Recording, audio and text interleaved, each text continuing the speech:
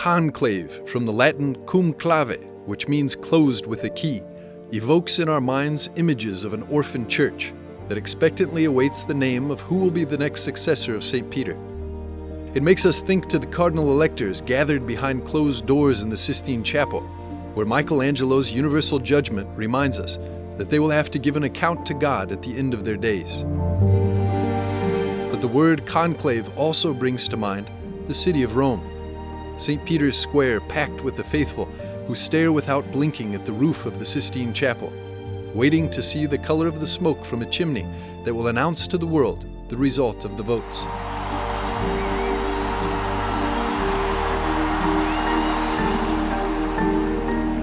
Well, throughout the history of the Church, the election of pontiffs hasn't always been this way. In fact, until Pope Gregory X, successor of Peter number 184, the conclave as we know it today didn't exist. Some analogous form of enclosing the cardinals to elect the Pope had happened on some preceding occasions, always because the king and the emperors in Europe tried to apply pressure so that their favorites or those who favored them would be elected.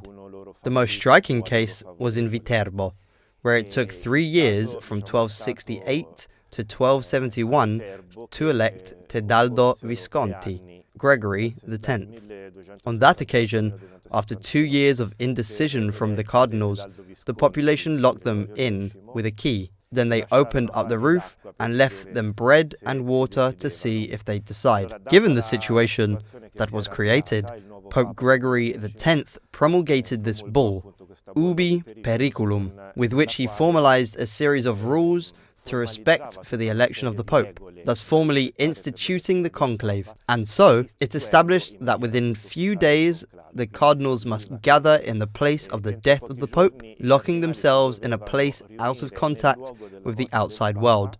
And then an entire series of restrictions, also material ones, precisely to induce them to keep the time brief for the decision. Ad avere tempi brevi nella decisione.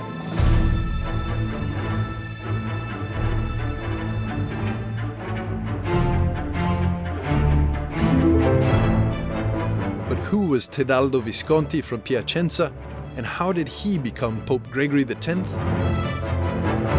Gregorio X, al secolo Tedaldo Visconti di Piacenza. Gregory X, then Tedaldi Visconti di Piacenza, was elected in 1271, which we could call the proto-conclave at Viterbo. His body is buried inside the cathedral. The cardinals who elected him in Viterbo agreed on this name after 3 years of sede vacante, also known as the empty seat. Tedaldo Visconti wasn't a bishop or a priest, but simply a deacon. But they chose him for his diplomatic skills. At the moment of the election, he was in the Holy Land, and from there he was called on to return to Rome. But his mind remained forever tied to the Holy Land, so much so that the main climax of his papacy was the organization of a crusade to liberate the holy places. Gregory X was returning from the Council of Lyon to Rome, and during the trip he decided to spend the Christmas festivities in Arezzo, which at that time was an important theological center between the Apennines and Rome. Gregory X knew many people in Arezzo. He was welcomed by Bishop Guglielmino degli Orettini in December of 1275. Unfortunately, he was already sick with a fever, and surely his condition worsened, and on January 10, 1276, Gregory X died. Before dying, though, he left the city 30,000 gold florins, the sum that allowed for the construction of a new great cathedral in the center of the city. In urbe, al centro della città. Historians have two hypotheses about which was the precise place that the first conclave was celebrated, but what they have no doubt about is that it was in the city of Arezzo, and that Blessed Gregory X had the idea for this institution. A hypothesis is this placement here, where there already was a settlement of Dominicans, where the current basilica now is. Another hypothesis is the Church of St. Gregory, where today the cathedral and the bishop's residence are located, which are successive.